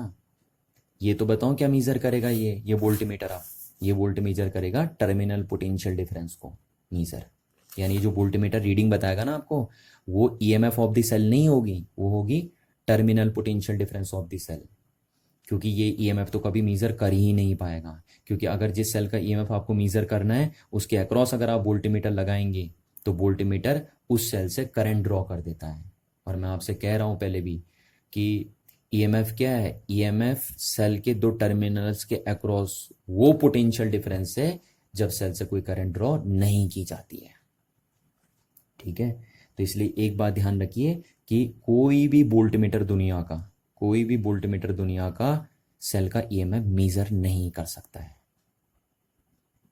ठीक है, क्यों? क्योंकि वो खुद भी करंट ले लेगा चलने के लिए सेल से, और जब सेल से कोई करंट आप ले लेते हो तो फिर सेल के दो टर्मिनल के अक्रॉस जो पोटेंशियल डिफरेंस होगा उसको हम ईएमएफ नहीं बोलते हैं। तो इसलिए ध्यान रखना कि दुनिया का कोई भी वोल्टमीटर सेल के ईएमएफ मेजर नहीं कर सकता। तो क्या हम सेल का ईएमएफ कभी मेजर कर ही नहीं सकते हैं? नहीं, बिल्कुल कर सकते हैं, है ना। तो उसके लिए हम एक डिवाइस बनाते हैं अपनी लैब में जिसको हम बोलते हैं पोटेंशियोमीटर। ठीक है, पोटेंशियोमीटर। अभी इसको तुम आगे पढ़ोगे अभी, है ना, आगे आने वाला है ये टॉपिक पोटेंशियोमीटर। तो पोटेंशियोमीटर वो डिवाइस होता है जो सेल के ईएमएफ को मेजर करने के काम आता है, क्योंकि इसके पास अपनी खुद की बैटरी होती है पोटेंशियोमीटर के पास। ये सेल से ड्रॉ नहीं करता करंट, जैसे वोल्टमीटर है ना, वोल्टमीटर तो सेल से ही चलता है। अगर सेल का पोटेंशियल डिफरेंस ईएमएफ आपको मेजर करना है तो ये चलने के लिए सेल से ही करंट ड्रॉ कर देता है वोल्टमीटर। पर पोटेंशियोमीटर क्या करता है, क्योंकि इसके पास अपनी खुद की बैटरी होती है, तो अगर हम इसको ईएमएफ मेजर करने के लिए सेल के अक्रॉस लगाते हैं तो ये सेल से करंट ड्रॉ नहीं करता है, क्योंकि इसके पास अपनी खुद की बैटरी हो जाती है। ठीक है, तो ध्यान रखना आपके लैब में एक डिवाइस ऐसा होता है जो सेल के ईएमएफ को मेजर कर सकता है और उसका नाम होता है पोटेंशियोमीटर। और ये सेल की ईएमएफ को मेजर करता है, क्योंकि ये सेल से कोई करंट ड्रॉ नहीं करता है, क्योंकि इसके पास अपनी खुद की बैटरी होती है। ठीक है, और पोटेंशियोमीटर का देखिए दूसरा नाम हम क्या दे सकते हैं, पोटेंशियोमीटर को हम आइडियल वोल्टमीटर भी बोलते हैं। आइडियल वोल्टमीटर, इसका दूसरा नाम ये भी होता है, क्योंकि आइडियल वोल्टमीटर का जो रेजिस्टेंस होता है वो इनफाइनाइट होता है।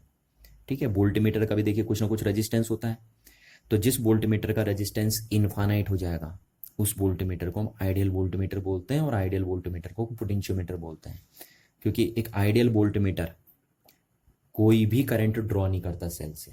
ठीक है, देखिए अगर इस वोल्टमीटर का, सपोज मैं इस वोल्टमीटर को आइडियल वोल्टमीटर बोल रहा हूँ, तो इसका मतलब इसका रेजिस्टेंस इनफाइनाइट हो गया, और अगर इसका रेजिस्टेंस इनफाइनाइट हो गया तो फिर ये इस सेल से कोई भी करंट ड्रॉ नहीं कर पाएगा। ठीक है, चलिए, तो आई होप आपको यहाँ तक इतनी बात क्लियर हो गई होगी। यहाँ तक हमने डिस्कस किया ईएमएफ ऑफ द सेल। अब हम डिस्कस करते हैं terminal potential difference of the cell को। ठीक है, कि terminal potential difference of the cell क्या होता है। तो देखिए क्या है, एक यूनिट पॉजिटिव चार्ज को, यूनिट पॉजिटिव चार्ज मतलब आपका 1 माइक्रो कूलम हो गया, या 1 कूलम हो गया, या 1 पिको कूलम हो गया, आप कुछ भी बोल सकते हैं ना, यूनिट होना चाहिए बस। तो एक यूनिट पॉजिटिव टेस्ट चार्ज को सिर्फ आउटर सर्किट में फ्लो करवाने के लिए सेल को जो वर्क करना पड़ेगा उसी वर्क डन को हम terminal potential difference of the cell बोल देंगे। समझ में आ रही ना बात, क्या बोला मैंने? एक यूनिट पॉजिटिव टेस्ट चार्ज को सिर्फ आउटर सर्किट मतलब यहां से यहां तक, बस ये आउटर सर्किट है। तो एक यूनिट पॉजिटिव टेस्ट चार्ज को सिर्फ आउटर सर्किट में फ्लो करवाने के लिए जो वर्क डन करना पड़ता है सेल को, उसी वर्क डन को हम terminal potential difference of the cell बोल देते हैं। तो यहां से हम ये बोल सकते हैं, देखिए the amount of work done on a per unit test charge to move in outer circuit only is known as terminal potential difference of the cell. ठीक है, और टर्मिनल पोटेंशियल डिफरेंस को हम V लिख देते हैं। तो इस बात को आपको समझना है यहां से। ठीक है, तो ये देखिए हमने यहाँ डेफिनेशन लिखी है कि the amount of work done on a per unit charge by a cell in moving the charge only in an outer circuit is called terminal potential difference of the cell. यानी एक cell जो भी work done करता है एक unit positive charge को सिर्फ outer circuit में फ्लो करवाने के लिए, उसी वर्क डन को हम terminal potential difference of the cell बोल देते हैं। ठीक है ना, तो ये हो गया फॉर्मूला। देखिए the amount of work done on a per unit charge charge to move it only in an outer circuit is known as the terminal potential difference of the cell. Clear है बात? चलिए, ये तो हो गई first definition terminal potential difference की। अच्छा, अब हम बात करते हैं सेकंड डेफिनेशन की। ठीक है, तो सेकंड डेफिनेशन में क्या है, देखिए जैसे मैं आपको बताता हूँ बार बार कि वर्क डन क्या चीज़ होती है, वर्क एनर्जी एक ही चीज़ होती है ना। तो हम यहाँ से भी बोल सकते हैं, देखिए कि एक यूनिट पॉजिटिव टेस्ट चार्ज को आउटर सर्किट में फ्लो करवाने के लिए सेल ने जो एनर्जी स्पेंड करी है, उसी एनर्जी को हम terminal potential difference of the cell बोल सकते हैं। ठीक है, ये देखिए हमने यहाँ लिखी है डेफिनेशन।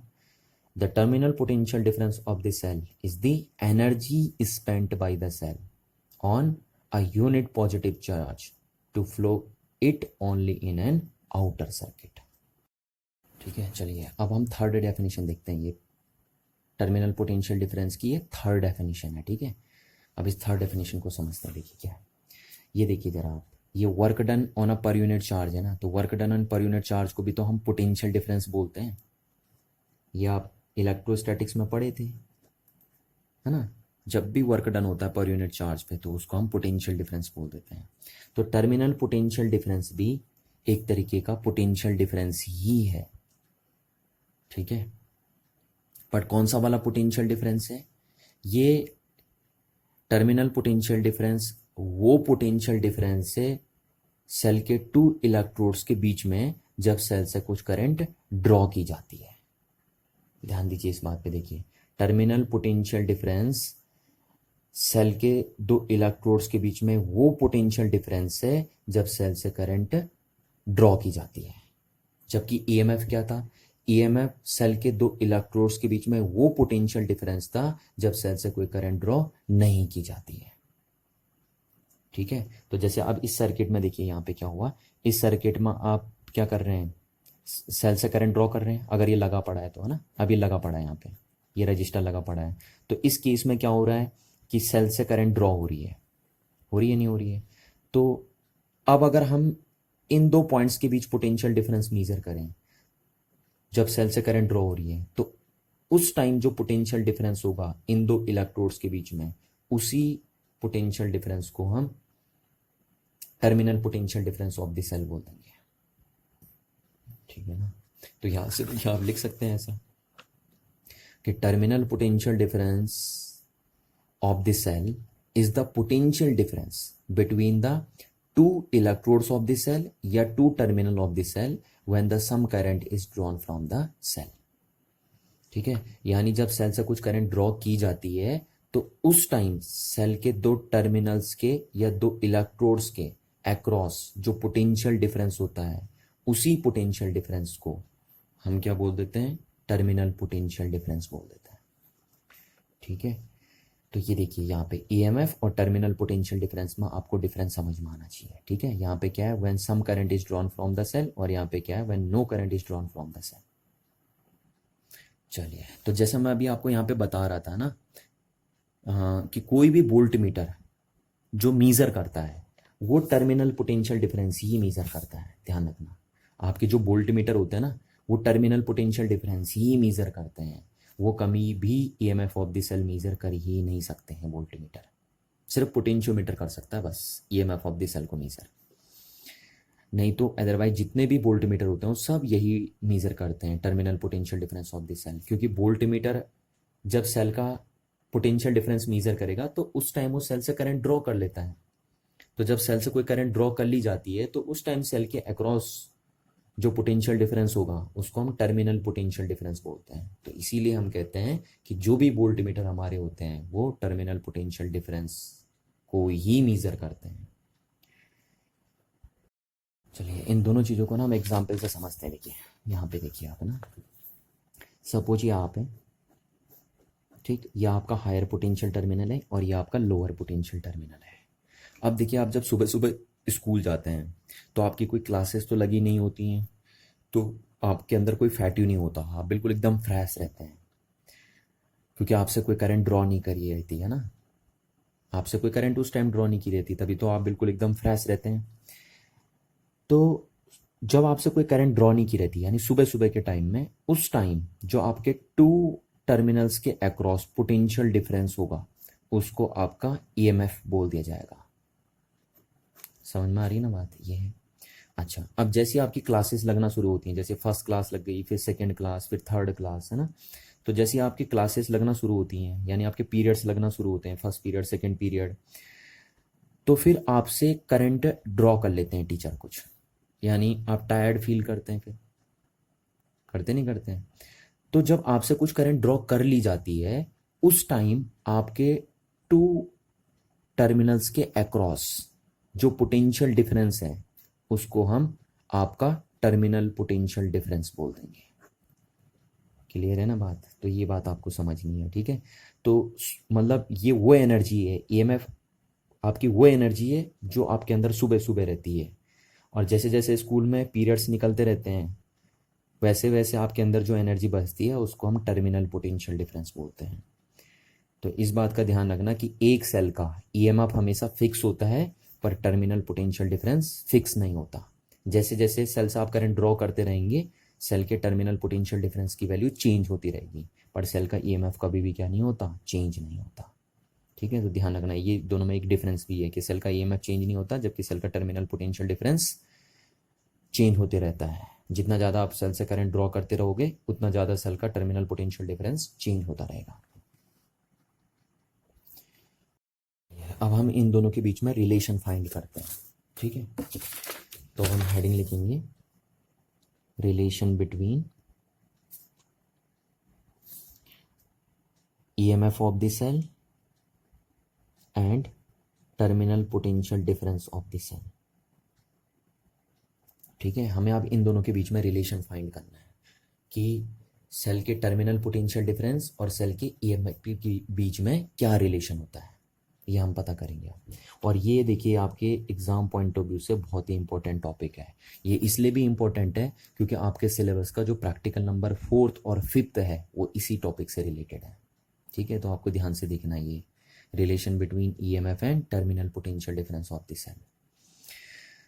तो क्या है देखिए, सबसे पहले हम एक सेल कंसीडर कर लेते हैं, ठीक है। ये सेल है हमारा और इसका ईएमएफ ई है, ठीक है। सेल के ऊपर जो लिखा रहता है ना वो सेल का ईएमएफ होता है, तो ये सेल का ईएमएफ है ई। अच्छा, अब इस सेल का इंटरनल रेजिस्टेंस हम कैसे रिप्रेजेंट करेंगे, ऐसे रिप्रेजेंट कर देते हैं ना, सेल के साथ सीरीज में लगा देते हैं उसके इंटरनल रेजिस्टेंस को। अब ये भी बताया था मैंने आपको, तो ये हो गया, ये कंप्लीट सेल है, ये सेल का ईएमएफ और ये सेल का इंटरनल रेजिस्टेंस है जिसको हम सेल के साथ सीरीज में कनेक्ट कर देते हैं, ठीक। तो अब देखिए, अभी इस सेल से कोई करंट हमने ड्रॉ नहीं की है, तो इस केस में जो सेल के टू एंड्स के अक्रॉस पोटेंशियल डिफरेंस होगा उसी को हम क्या बोल देंगे, ईएमएफ ऑफ द सेल बोल देंगे, ठीक है। अच्छा, अब क्योंकि हमें रिलेशन निकालना है ईएमएफ और टर्मिनल पोटेंशियल डिफरेंस के बीच में, तो हमें टर्मिनल पोटेंशियल डिफरेंस अगर डिफाइन करना है तो उसके लिए हमें सेल से करंट ड्रॉ करनी पड़ेगी, ठीक है। तो सेल से करंट ड्रॉ करने के लिए मैं एक एक्सटर्नल रजिस्टर लगा देता हूँ, ये एक एक्सटर्नल सर्किट बना देता हूँ, ठीक है। ये एक्सटर्नल रजिस्टर लगा दिया मैंने R ओम का, जो इस सेल से करंट क्या करेगा, ड्रॉ करेगा। तो सपोज इस R रजिस्टर ने सेल से I करंट ड्रॉ कर दी है, ठीक है। तो इसको आप एक्सटर्नल सर्किट भी बोल सकते हैं और इसको आप रजिस्टर भी बोल सकते हैं, सिंपली जो भी आपकी मर्जी आ रही है आप वो बोल सकते हैं।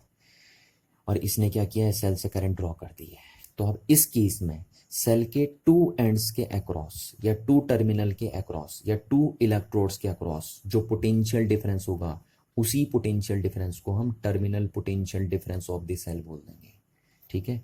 तो अब इस सिचुएशन में, क्योंकि इस सिचुएशन में सेल से करंट ड्रॉ हो चुकी है, तो इस केस में सेल के टू एंड्स के अक्रॉस जो पोटेंशियल डिफरेंस होगा, यानी ये देखिए ये टू एंड्स के अक्रॉस जो पोटेंशियल डिफरेंस होगा उसको हम क्या बोलते हैं, ये terminal potential difference of the cell, ठीक है। ये हो गया हमारा।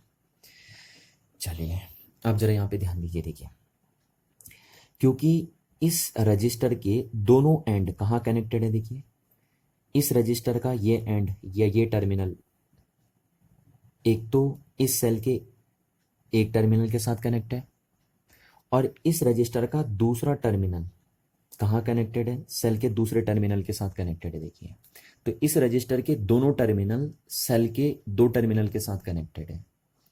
तो इसलिए होगा क्या कि इस रजिस्टर में जो पोटेंशियल डिफरेंस होगा या इस रजिस्टर में जो वोल्टेज ड्रॉप होगी वो इस सेल के टर्मिनल पोटेंशियल डिफरेंस के इक्विवेलेंट हो जाएगी। क्यों ऐसा हुआ? क्योंकि इस सेल के इस रजिस्टर के दोनों टर्मिनल कहाँ कनेक्टेड है? सेल के दो टर्मिनल के अक्रॉस कनेक्टेड है। तो इसलिए जो भी पोटेंशियल यहाँ ड्रॉप होगी इस रजिस्टर में वो किसके इक्विवेलेंट होगी? इस सेल के टर्मिनल पोटेंशियल डिफरेंस के इक्विवेलेंट होगी। ठीक है, तो हम बोल सकते हैं कि इस रजिस्टर में भी पोटेंशियल ड्रॉप कितनी होगी? वी ही होगी। वी पोटेंशियल यहाँ पे ड्रॉप होगी इसमें, और उसकी वैल्यू कितनी होती है? उसकी वैल्यू हम ओम्स लॉ से निकाल सकते हैं। देखिए ओम्स लॉ का कहना है ना वी अपॉन आई, तो वी इक्वल टू क्या हो जाएगा? I into are. यानी हम कह सकते हैं कि इस रजिस्टर में जो पोटेंशियल ड्रॉप हो रही है उसकी वैल्यू कितनी होगी? Current into resistance. ठीक है, तो यहाँ पे आपको ध्यान रखना इस बात का कि the terminal potential difference of the cell किसके इक्विवेलेंट होगा? Potential drop in external resistor. External resistor यानी एक्सटर्नल रजिस्टर में जो भी पोटेंशियल ड्रॉप हो रही है वो सेल के टर्मिनल पोटेंशियल डिफरेंस के इक्विवेलेंट है। ठीक है, तभी तो हम यहाँ पे पोटेंशियल ड्रॉप को भी वी नाम दे रहे हैं और यहाँ पे टर्मिनल पोटेंशियल डिफरेंस को भी वी नाम दे रहे हैं। ठीक है, चलिए अच्छा, अब हमें इनके बीच में रिलेशन निकालना है। तो देखिए हमें पता है करंट की जो वैल्यू होती है वो कितनी होती है? करंट की वैल्यू होती है applied potential difference, applied potential difference upon total resistance, total resistance of the circuit. ठीक है, सर्किट में जो करंट की वैल्यू होगी उसको कैसे निकालोगे आप? Applied potential difference divided by total resistance of the circuit. तो करंट की वैल्यू हो जाएगी, देखिए यहाँ से अप्लाइड पोटेंशियल डिफरेंस, कितना पोटेंशियल डिफरेंस आप अप्लाई कर रहे हैं? ई। देखिए आप अप्लाई तो ई किए ना, ये किया आपने अप्लाई, और ये भी तो पोटेंशियल डिफरेंस ही होता है एक तरीके का ई, तो आपने अप्लाई तो ई किया। ठीक, अब वो भले थोड़ी देर बाद क्या होगा? वी में कन्वर्ट हो जाएगा क्योंकि सेल से करंट ड्रॉ हो जा रही है, पर आपने अप्लाई तो ई ही किया है ना, तो इसलिए आप ई लिखेंगे। अच्छा, अपॉन टोटल रेजिस्टेंस, तो टोटल रेजिस्टेंस कितना होगा इस सर्किट का? देखिए small R plus capital R, क्योंकि दोनों रजिस्टर सीरीज में लगे हैं और सीरीज में इक्विवेलेंट कैसे निकालते हैं? R one plus R two. तो आर वन की वैल्यू ये हो गई स्मॉल आर और आर टू की वैल्यू हो गई कैपिटल आर।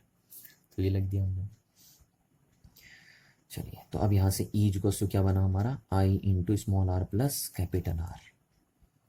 ठीक है, तो यहाँ से हम बोल सकते हैं ई इक्वल टू बना I into small R plus I into capital are.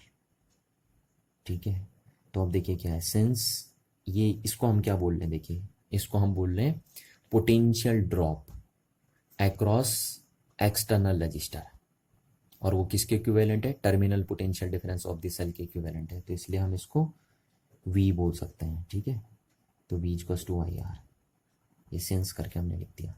तो देयरफॉर हमारा ई इक्वल्स टू क्या हो जाएगा? I R plus V. Clear है बात?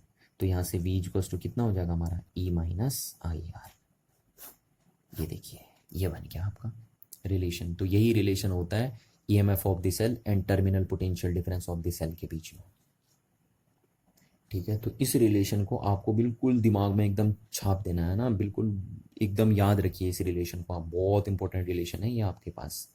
तो आपको यहाँ दिख रहा है कि ईएमएफ में से अगर आप इतना माइनस कर रहे हैं तो आपके पास टर्मिनल पोटेंशियल डिफरेंस निकल के आ रहा है। यानी आप कह सकते हैं कि ईएमएफ बड़ी वैल्यू होती है और टर्मिनल पोटेंशियल डिफरेंस छोटी वैल्यू होती है।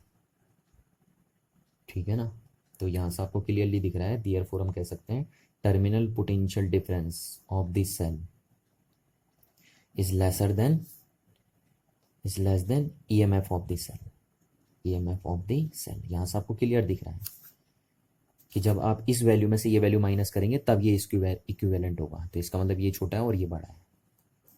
ठीक है, और ऐसा हो भी क्यों ना, क्योंकि ये तो उस टाइम का पोटेंशियल डिफरेंस है जब सेल से कोई करंट ड्रॉ की ही नहीं जाती है, तो ओबियसली ये वैल्यू बड़ी होगी, और ये उस टाइम का पोटेंशियल डिफरेंस है जब सेल से करंट ड्रॉ कर ली जाती है, तो ओबियसली ये वैल्यू छोटी होगी।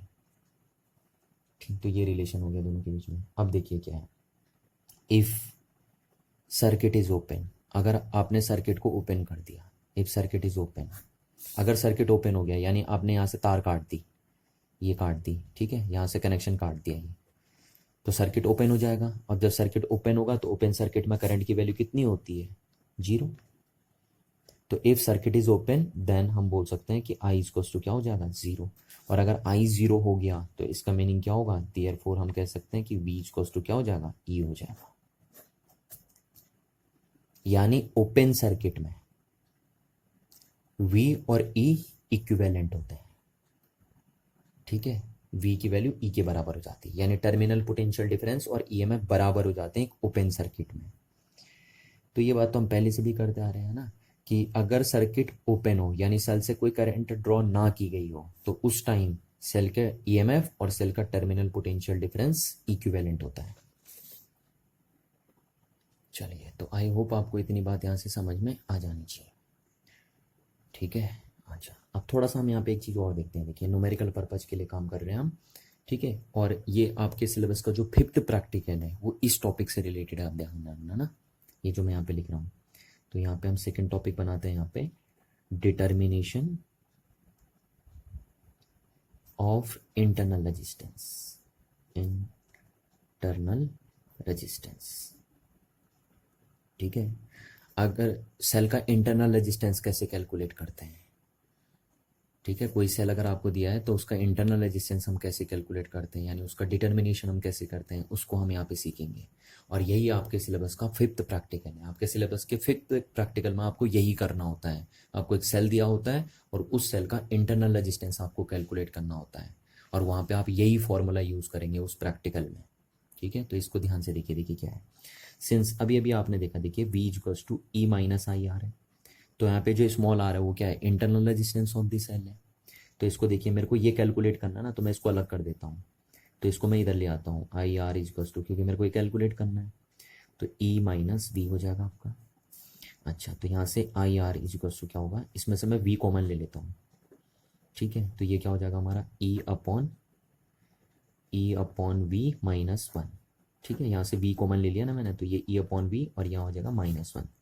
तो आई आर इक्वल्स टू क्या हो गया हमारा, वी ई अपॉन वी -1, ठीक। अब सिंस देखिए वी को हम क्या लिख सकते हैं, आई इंटू आर, जो मैं आपको बता रहा हूँ। तो देयरफॉर हमारा क्या हो जाएगा, I into R equals to, V के सामने हमने आई इंटू कैपिटल आर लिख दिया और ई अपॉन वी -1। अब ये आई से आई कैंसिल आउट हो गया, तो हमारा स्मॉल आर इक्वल्स टू आ गया capital R E upon V -1। तो इस रिलेशन को आप याद रखेंगे, देखिए, ठीक है ना, बड़ा फेमस रिलेशन है।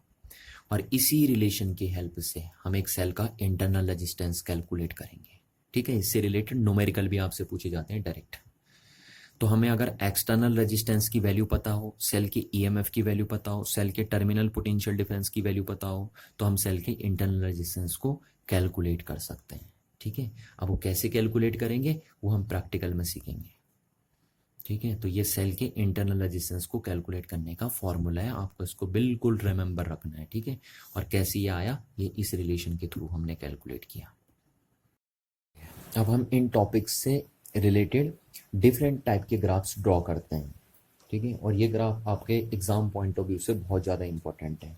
डायरेक्ट क्वेश्चन आते हैं इन ग्राफ से रिलेटेड आपके बोर्ड के पेपर में, तो आपको इन ग्राफ को थोड़ा ध्यान से समझना। देखिए ग्राफ से ना, तो डिफरेंट टाइप के ग्राफ हम ड्रॉ करेंगे। पहला ग्राफ होगा हमारा ईएमएफ ऑफ सेल, जिसको हम ई लिख देते हैं, versus external resistance, external resistance, ठीक है। इसको हम कैपिटल आर लिख देते हैं। तो इन दोनों के बीच में हम रिलेशनशिप देखेंगे और ग्राफ ड्रॉ करेंगे। देखते हैं कि सेल का ईएमएफ एक्सटर्नल रेजिस्टेंस के साथ किस तरीके से वेरी होता है। चलिए, तो यहाँ पे एक्सटर्नल रेजिस्टेंस को हम इधर को वेरी करवा देते हैं और ईएमएफ ऑफ द सेल को इधर वेरी करवा देते हैं। अच्छा, अब इनके बीच में रिलेशन यहाँ से दिखेगा, देखिए आपको। चलिए, एक्सटर्नल रजिस्टर का काम क्या होता है, एक्सटर्नल रजिस्टर का काम होता है सेल से करंट को ड्रॉ करना, ठीक है। अच्छा, अब ईएमएफ ऑफ द सेल की डेफिनेशन आप बताइए क्या होती है। तो ईएमएफ ऑफ द सेल होता है वो पोटेंशियल डिफरेंस सेल के टू टर्मिनल के अक्रॉस जब सेल से कोई करंट ड्रॉ नहीं की जाती है ना। तो यानी जब आप सेल के ईएमएफ को डिफाइन कर रहे हैं तो उस टाइम आपको एक्सटर्नल रजिस्टर की ज़रूरत नहीं पड़ रही है, तो हम कह सकते हैं कि जो एक्सटर्नल रेजिस्टेंस की वैल्यू है वो सेल के ईएमएफ को अफेक्ट नहीं कर रही है, यानी सेल का ईएमएफ एक्सटर्नल रेजिस्टेंस से टोटली इंडिपेंडेंट है। तो ये ग्राफ ऐसे बन जाएगा, देखिए इसका मतलब हुआ कि सेल का ईएमएफ एक्सटर्नल रेजिस्टेंस के साथ वेरी कर ही नहीं रहा है। देखिए आप एक्सटर्नल रेजिस्टेंस को वेरी कराओगे पर सेल का ईएमएफ वेरी कर ही नहीं रहा, वो कांस्टेंट बना हुआ है। तो इस टाइप से ग्राफ बन जाएगा इन दोनों का। ठीक है, चलिए अब हम सेकेंड ग्राफ ड्रॉ करते हैं। तो सेकेंड ग्राफ हम ड्रॉ कर रहे हैं terminal potential difference of the cell, जिसको हम वी लिख देते हैं, versus external resistance. External resistance, ये ग्राफ ज़्यादा इंपॉर्टेंट है। ठीक है, एक्सटर्नल रेजिस्टेंस आ रहा है, इन दोनों के बीच में हम ग्राफ ड्रॉ कर रहे हैं। चलिए तो देखिए आपको पता है since terminal potential difference is equal to क्या होता है, करंट इनटू रेजिस्टेंस। ठीक है, ये देखा था आपने, अभी रिलेशन हमने निकाला था। ठीक, अच्छा अब देखिए V इक्वल्स टू क्या होता है, I की वैल्यू हम ये लिख सकते हैं, I के सामने यहाँ पे क्या लिख सकते हैं हम, EMF of the cell upon total resistance लिख दिया, और इनटू ये R हो गया आपका, ये करंट की वैल्यू रख दी हमने है ना यहाँ से। चलिए तो इससे क्या आएगा, देखिए V इक्वल्स टू यहाँ से हमारा आ गया E और ये इनटू R। अब यहाँ से हमने R कैपिटल R कॉमन ले लिया, तो ये क्या बनेगा, small r upon capital R plus 1, ये बन गया। इस R से ये R कैंसिल आउट हो गया, यानी V इक्वल्स टू हमारा बन गया E upon 1 plus small r upon capital R। ये रिलेशन बन गया देखिए हमारा। ठीक है, अब इस रिलेशन के थ्रू हम क्या करेंगे, R और V का ग्राफ ड्रॉ करेंगे। अच्छा अब इस रिलेशन में ज़रा एनालिसिस कीजिए। देखिए आपको इस रिलेशन में एक चीज़ दिख रही है कि व्हेन R इक्वल्स टू 0, अगर यहाँ पे R इक्वल्स टू 0 पुट कर दीजिए आप, तो क्या होगा, देखिए ये 0 हो गया, तो समथिंग अपॉन 0 कितना हो जाएगा, इन्फिनिटी, और 1 प्लस इन्फिनिटी करेंगे आप तो कितना आ जाएगा, इन्फिनिटी, और समथिंग अपॉन इन्फिनिटी करेंगे तो कितना हो जाएगा, 0। यानी व्हेन R इक्वल्स टू 0 तो V इक्वल्स टू भी क्या हो जाएगा आपका, 0 हो जाएगा। क्लियर है ना बात, दोबारा एक बार देखिए मैं रिपीट कर रहा हूँ। अगर R की वैल्यू सपोज 0 हो गई, R की वैल्यू 0 मतलब आपने कोई एक्सटर्नल रजिस्टर लगाया ही नहीं, एक्सटर्नल लोड लगाया ही नहीं आपने, इसको हटा दिया यहाँ से अगर आपने, तो क्या होगा, देखिए R की वैल्यू 0 लिखेंगे हम उस टाइम, और अगर R की वैल्यू 0 होगी तो ये टर्म इनफाइनाइट हो जाएगा, क्योंकि small r upon capital R, तो ये हो गया 0, और समथिंग अपॉन 0 कितना हो जाएगा, इनफाइनाइट, तो ये इनफाइनाइट हो जाएगा। अब इनफाइनाइट प्लस 1 तो ये हो जाएगा आपका इनफाइनाइट, और समथिंग अपॉन इनफाइनाइट कितना हो जाएगा, 0। तो हम कह सकते हैं कि अगर R 0 होगा तो V भी क्या हो जाएगा, 0 हो जाएगा आपका। क्लियर है बात, यहाँ से भी आप डायरेक्ट बोल सकते हैं अगर R 0 हो गया तो V 0 हो जाएगा। चलिए ये हुआ। अच्छा सेकंड देखिए, and when R equals to infinity, अगर R इन्फिनिटी हो गया तो क्या होगा, यानी आपने ये जो रेजिस्टेंस लगाया इसकी वैल्यू बहुत ही ज़्यादा आपने ले ली, तो क्या होगा आपका। तो देखिए R अगर आप इन्फिनिटी पुट करेंगे इस रिलेशन में, तो समथिंग अपॉन इन्फिनिटी कितना होता है, 0, तो ये 0 हो जाएगा आपका, और 1 प्लस 0 कितना हो गया, 1 हो जाएगा, नहीं हो जाएगा, और ये 1 हो गया, तो E अपॉन 1 कितना हो जाएगा, E, तो यानी V इक्वल्स टू आपका आ जाएगा E, ये आ जाएगा। तो यहाँ से आपको क्लियर पता चल गया कि अगर एक्सटर्नल रेजिस्टेंस की वैल्यू 0 है तो टर्मिनल पोटेंशियल डिफरेंस भी कितना है, 0 है। ठीक, और ये होना भी चाहिए, क्योंकि टर्मिनल पोटेंशियल डिफरेंस तभी डिफाइंड होता है जब सर्किट में एक्सटर्नल रजिस्टर लगा रहता है। यानी अगर आप सेल के साथ कोई एक्सटर्नल रेजिस्टेंस नहीं लगाएंगे तो सेल का टर्मिनल पोटेंशियल डिफरेंस डिफाइन ही नहीं कर पाएंगे आप, क्योंकि ये तभी डिफाइंड होता है जब सेल से कुछ करंट ड्रॉ की जाती है। ठीक है, अच्छा दूसरा आप देख रहे हैं कि when R equals to infinity तो V इक्वल्स टू क्या बन गया आपका, E बन गया। अब इसका देखिए हम ग्राफ प्लॉट कर देते हैं। ठीक है, इधर को हम चलाएंगे V और इधर को हम चलाएंगे R, क्योंकि R इंडिपेंडेंट वेरिएबल है और V डिपेंडेंट वेरिएबल है। ठीक है, तो इधर हम ये चलाए डिपेंडेंट, इधर इंडिपेंडेंट। अच्छा अब ग्राफ ड्रॉ करते हैं। देखिए आप देख रहे हैं जब R की वैल्यू 0 है, यहाँ पे R की वैल्यू 0 तो V की वैल्यू भी कितनी है, 0, तो यहाँ से ग्राफ स्टार्ट होगा। देखिए R 0 तो V 0, R यहाँ पे 0 है, V यहाँ पे 0 है, तो यहाँ से ग्राफ स्टार्ट करेगा। अब जैसे जैसे देखिए आप R की वैल्यू को बढ़ाते रहेंगे, R की वैल्यू को बढ़ाते रहेंगे आप, तो V की वैल्यू भी इंक्रीज होती रहेगी। ठीक है, तो ऐसे इंक्रीज होती रहेगी, देखिए ये इंक्रीज होती रहेगी, आर की वैल्यू को इंक्रीज करते रहोगे तो वी की वैल्यू भी क्या होती रहेगी, इंक्रीज होती रहेगी ऐसे। ठीक है। अच्छा, अब एक टाइम ऐसा आएगा कि आर की वैल्यू अगर इन्फिनिटी हो गई तो उस टाइम वी ई के बराबर हो जाएगा। ठीक है, तो सपोज ये वैल्यू है ई की। ठीक, ये वी की मैक्सिमम वैल्यू को ही हम ई बोल देते हैं। ठीक है, टर्मिनल पोटेंशियल डिफरेंस की जो मैक्सिमम वैल्यू होती है उसको ही हम ईएमएफ बोलते हैं। तो टर्मिनल पोटेंशियल डिफरेंस कब ईएमएफ के बराबर होगा, जब रेजिस्टेंस की वैल्यू क्या होगी, इनफाइनाइट। अब रेजिस्टेंस कहाँ इनफाइनाइट होगा, यहाँ पे हम इनफाइनाइट तो दिखा नहीं सकते, तो इनफाइनाइट बहुत दूर होगा, यानी इन्फिनिटी पे जाके होगा। तो इन्फिनिटी पे जाने के लिए हम क्या कर देते हैं, इस लाइन को पैरेलल लाइन बना देते हैं। देखिए, ये देखिए पैरेलल लाइन बना देते हैं। अब पैरेलल लाइन कहाँ पे मीट करती है, इन्फिनिटी पे मीट करती है। तो इसका मतलब है अगर ये लाइन पैरेलल हो गई तो इसका मतलब जब रेजिस्टेंस इनफाइनाइट होगा उस टाइम ही टर्मिनल पोटेंशियल डिफरेंस किसके इक्विवेलेंट होगा, ईएमएफ ऑफ द सेल के इक्विवेलेंट होगा। ठीक है, तो इस बात को आपको ध्यान रखना है। ये देखिए, ये इस टाइप से बन जाएगा यहाँ पे ना, ईएमएफ ये है। ठीक, तो ये टच नहीं करना आपको यहाँ पे, इसको कहाँ कर देना, आपको पैरेलल कर देना है ऐसे, इस लाइन के पैरेलल कर देना। अब ये लाइन आपस में कभी मीट कर ही नहीं सकती हैं, क्योंकि कहाँ पे मीट करेंगे, इन्फिनिटी पे जाके मीट करेंगे ना पैरेलल लाइन। यहाँ पे तो देखिए हम रेजिस्टेंस को दिखा ही नहीं सकते ना, ये तो फाइनाइट वैल्यू हो गई रेजिस्टेंस की, वो आगे चलते रहिए, वहाँ पे होगा इन्फिनिटी, तो बहुत दूर होगा इन्फिनिटी। और जब आर इन्फिनिटी होगा तभी वी ई के इक्विवेलेंट होगा। तो इसलिए हम इस लाइन को क्या बना देते हैं, यहाँ से देखिए इसके पैरेलल बना देते हैं। ठीक, अभी कभी मीट ही नहीं करेंगी, तो जब ये मीट ही नहीं करेंगे तो कभी वी ई के इक्विवेलेंट हो ही नहीं पाएगा। और ये मीट सिर्फ कब करेंगी, इन्फिनिटी पे करेंगी, और जब ये इन्फिनिटी पे मीट करेंगे तो उस टाइम वी और ई इक्विवेलेंट हो जाएंगे। इसलिए ग्राफ इसको ध्यान से देखिए, आप कैसे ग्राफ ड्रॉ करेंगे, ये ग्राफ आएगा देखिए। अब हम देखते हैं अपना नेक्स्ट ग्राफ, और नेक्स्ट ग्राफ हम यहाँ स्केच कर लेते हैं। देखिए, तो हमारा थर्ड ग्राफ जो होगा वो होगा potential, terminal potential difference versus current graph. ठीक है, करंट, यानी अब हम V versus I graph draw करने वाले हैं। तो यहाँ पे देखिए जरा आप रिलेशन देखिए, हमारे पास ये रिलेशन आया था, since V is equals to E minus I R, ये रिलेशन आया था हमारे पास। ठीक, तो इसको जरा मैं रीअरेंज करके ऐसे लिख देता हूँ। देखिए, V is equals to minus R into I minus sorry plus E, इसको ऐसे लिख दिया हमने। अभी क्यों लिखा वो आपको समझा दूंगा मैं, है ना। ये लिख दिया हमने रिलेशन।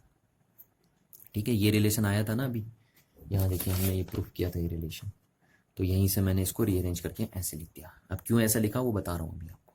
ठीक है, अब इस रिलेशन, अब हम यहाँ पे current versus terminal potential difference का ग्राफ बना रहे हैं।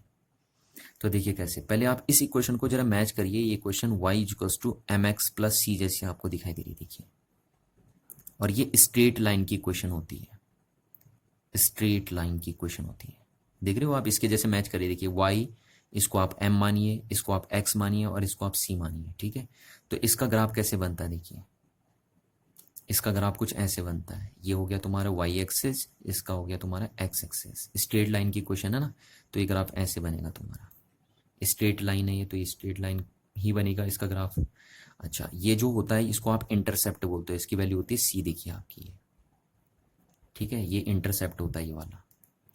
अच्छा, और ये जो m है हमारा, वो ग्राफ का स्लोप होता है, इस ग्राफ का जो स्लोप है वो m आएगा आपका। क्लियर है बात। तो इस इक्वेशन को अगर आप ग्राफिकल फॉर्म में रिप्रेजेंट करेंगे तो ऐसे आता है। तो अब जरा यहाँ पे इसको ड्राइव करिए, देखिए इस चीज को, है ना। तो यहाँ पे देखिए y के सामने क्या है, v, तो ये v हमने बना दिया। अच्छा, अब x के सामने क्या है, i, तो x ये हो गया हमारा i। ठीक, पर अब ये माइनस है, देखिए यहाँ पे ये तो प्लस था ना, अब यहाँ पे माइनस है, तो ये ग्राफ ऊपर को जा रहा है, तो ये ग्राफ नीचे को आएगा आपका।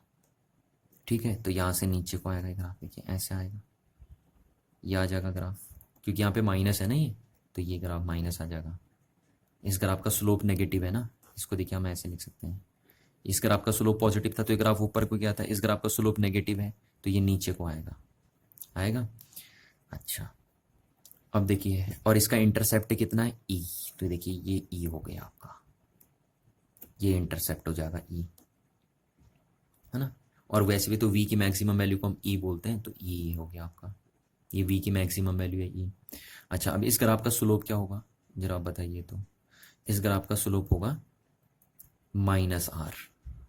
जैसे इस ग्राफ का स्लोप क्या होता है m, तो इस ग्राफ का स्लोप हो जाएगा -r। अच्छा, ये वैल्यू क्या होगी करंट की।